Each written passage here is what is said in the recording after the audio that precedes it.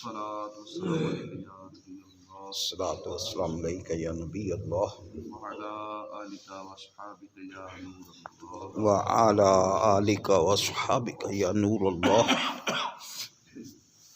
نويت سنة الاعتكاف. نویت سنت الاعتکاف. اللہ عز و جل ارشاد فرماتا ہے ان اللہ وملائکتہ یصلون علی النبی یا ایھا الذین آمنوا صلوا علیہ وسلموا تسلیما. بے شک اللہ اور اس کے فرشتے درود بھیجتے ہیں اس غیب بتانے والے نبی پر. اے ایمان والو تم بھی ان پر اور خوب سلام بھیجو. حافظ سخاوی رحمۃ اللہ علیہ نے فرمایا کہ درود شریف کی آیت مدنی ہے اور اس کا مقصد یہ ہے کہ اللہ عز و جل اپنے بندوں کو اپنے نبی صلی اللہ علیہ وآلہ وسلم کی وہ قدر و منزلت بتا رہا ہے جو عالم بالا یعنی فرشتوں میں اس کے حضور ہے، کہ وہ ملائکہ مقربین میں آپ کی ثنا کرتا ہے، اور یہ کہ فرشتے آپ پر صلات بھیجتے ہیں. پھر عالم سفلی کو حکم دیا کہ وہ بھی آپ پر صلاۃ و سلام بھیجیں تاکہ نیچے والی اور اوپر والی ساری مخلوق کی ثنا آپ صلی اللہ علیہ وسلم پر جمع ہو جائے. آیت میں جو صیغہ ہے یصلون جو ہمیشگی پر دلالت کرتا ہے تاکہ معلوم ہو جائے کہ اللہ اور اس کے فرشتے ہمیشہ درود پڑھتے ہیں، نبی صلی اللہ علیہ وسلم پر ہمیشہ درود بھیجتے ہیں. حالانکہ اولین و آخرین کی انتہائی تمنا یہ ہوتی ہے کہ اللہ کی خاص رحمت ہی ان کو حاصل ہو جائے، تو ظاہر نصیب اور ان کی قسمت میں یہ کہاں. بلکہ اگر عقل مند سے پوچھا جائے کہ ساری مخلوق کی نیکیاں تیرے نامہ اعمال میں ہوں، تجھے یہ پسند ہے یا یہ کہ اللہ کی ایک خاص رحمت تجھ پر نازل ہو جائے، وہ اللہ کی ایک خاص رحمت کو پسند کرے گا. اس بات سے اس ذات کے مقام کے بارے میں اندازہ لگا لو جن پر ہمارا رب اور اس کے تمام ملائکہ ہمیشہ درود بھیجتے ہیں. تو اس بندہ مومن کی تعریف کیسے کی جا سکتی ہے جو آپ صلی اللہ علیہ وسلم پر کثرت سے درود نہیں بھیجتا یا درود پاک میں غفلت برتتا ہے. حضرت ابو ذر رضی اللہ عنہ نے ذکر کیا ہے کہ حضور نبی کریم صلی اللہ علیہ وسلم پر درود پڑھنے کا حکم سن 2 ہجری میں نازل ہوا. بعض علماء نے فرمایا کہ معراج کی رات یہ حکم نازل ہوا.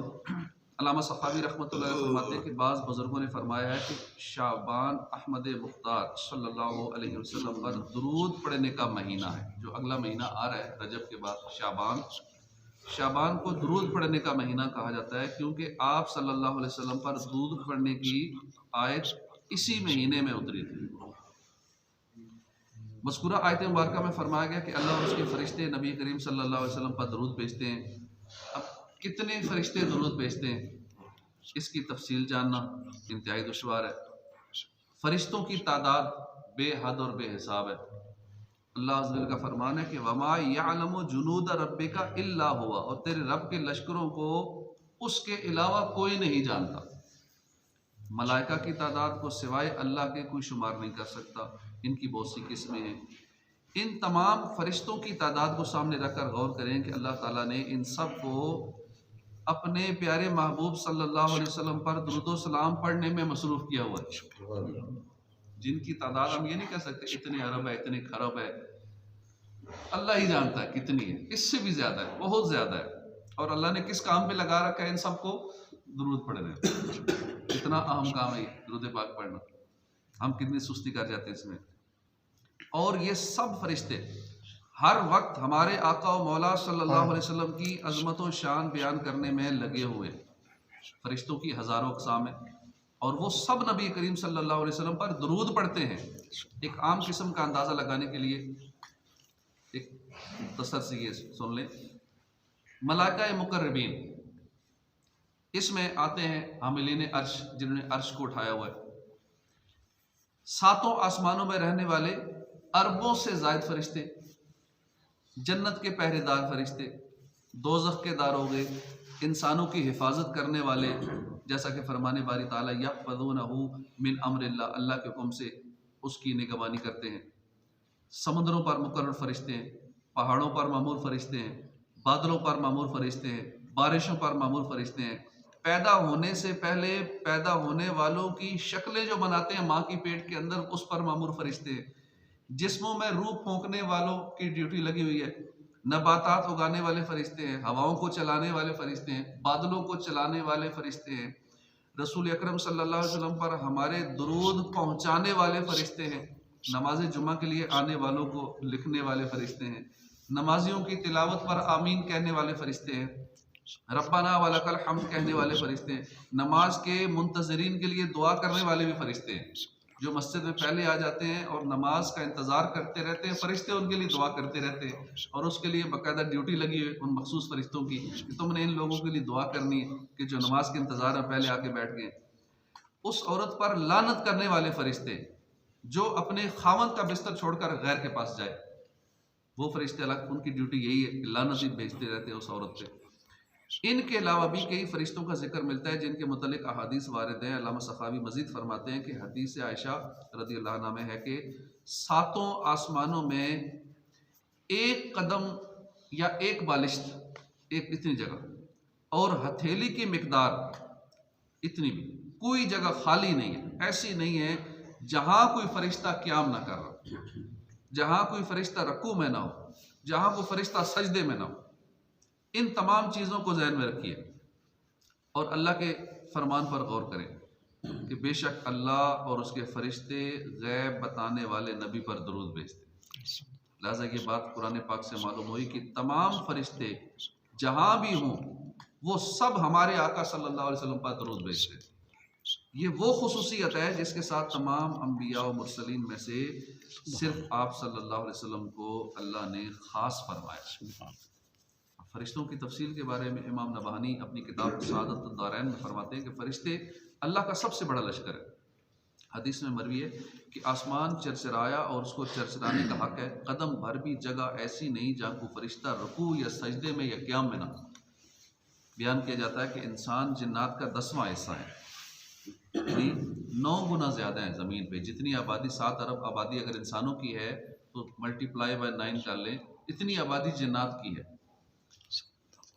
10واں حصہ ہے انسان، اور جن و انس خشکی کے جانوروں کا 10واں حصہ ہے، ان جانور 9 سے زیادہ ہیں خشکی کے، اور یہ سب پرندوں کا 10واں حصہ ہے، اور یہ سب مل کر بحری جانوروں کا 10واں حصہ ہے، یہ سب مل کر زمین پر مقرر فرشتوں کا 10واں حصہ ہے، اور یہ سب پہلے آسمان کے فرشتوں کا 10واں حصہ ہے، اور یہ سب مجموعہ دوسرے آسمان کے فرشتوں کا 10واں حصہ ہے۔ پھر اسی ترتیب سے 7ویں آسمان تک چلیں، پھر یہ سب کرسی کے فرشتوں کے مقابلے میں معمولی سی جماعت بنتے ہیں، پھر یہ سب عرش کے ایک پردے کے فرشتوں کا 10واں حصہ ہیں، اور عرش کے پردوں کی تعداد 6 لاکھ ہے۔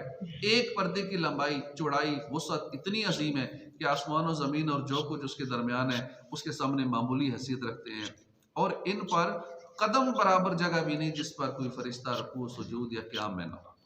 ان کا مشغلہ اللہ کی پاکی بیان کرنا ہے۔ پھر یہ تمام فرشتے ان فرشتوں کے مقابلے میں عرش الہی کے ارد گرد عبادت میں مصروف ہیں، ایسے ہیں جیسے سمندر کے مقابلے میں قطرہ۔ ان کا شمار اللہ ہی جانتا ہے، اور یہ بھی کہا گیا ہے کہ عرش کے ارد گرد فرشتوں کی 70,000 صفیں طواف میں مشغول ہیں اور اللہ کی بڑائی اور وحدانیت بیان کرتی، اور ان کے پیچھے مزید 70,000 صفیں ہیں، ان کے کندھے پر ہاتھ رکھ کے بلند آواز میں اللہ کی بڑائی اور وحدانیت بیان کرنے میں مصروف ہے، اور ان کے پیچھے 1,00,000 صفیں دائیں ہاتھ بائیں پر رکھے ہوئے ہیں، ان میں سے ہر ایک دوسرے سے مختلف تسبیح پڑھتا ہے۔ پھر یہ تمام فرشتے لوح محفوظ کے فرشتوں کے مقابلے میں بہت کم ہیں۔ عرش کی وسعت کے بارے میں کہا گیا ہے کہ اس کے 366 پائے ہیں، عرش کے پلر 366 ہیں، ہر پائے کی مقدار دنیا سے 60,000 گنا بڑھ کر ہے۔ دنیا یہ زمین نہیں ہے، دنیا یہ سارے سولر سسٹم، باقی solar system, super solar system, cluster, super cluster, universe, super universe, خالی ہمیں اس کائنات سے نکلنے کے لیے جو ہمارے قریبی کلسٹر ہے وہاں تک جانے کے لیے 25 ارب سال چاہیے، جو ہمارے قریب ترین دوسری نظام شمسی وہاں تک، اور باقی نہ جانے کہاں کل ہی جواب دے جاتی ہے۔ تو یہ ساری دنیا اس کے سامنے اس کی یہ حیثیت ہے۔ ہر حجاب 70,000 سال کا ہے۔ عرش کی وسعت کے بارے میں کہ 366 پائے ہیں، ہر پائے کی مقدار دنیا سے 60,000 گنا بڑھ کر ہے، اور عرش سے اوپر پھر 70,000 ہر حجاب 70,000 سال کا ہے، ہر دو حجاب کے درمیان 70,000 سال کی مسافت ہے، اور یہ تمام مقامات معزز فرشتوں سے بھرے ہوئے۔ اسی طرح 70 پردوں کے اوپر عالمی والا ہے۔ ان تمام فرشتوں کی تعداد کو سامنے رکھ کر غور کریں، اللہ نے ان سب کو کس کام میں مصروف کیا ہوا ہے؟ اپنے پیارے محبوب پر درود پڑھنے میں۔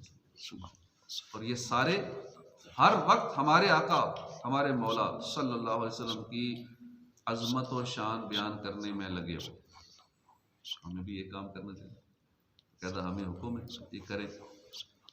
مومنوں کو اللہ پاک نے اس آیت کریمہ میں جو ہم نے سنی ہے حکم فرمایا کہ سارے درود پڑھو، اللہ بھی درود بھیجتا ہے، فرشتے بھی، تو ہمیں بھی اس کا حکم ہے۔ تو اللہ پاک ہمیں کثرت سے درود پڑھنے کی توفیق عطا فرمائے۔ آمین۔ صلو علی الحبیب صلی اللہ تعالی علی محمد صلی اللہ علیہ وسلم۔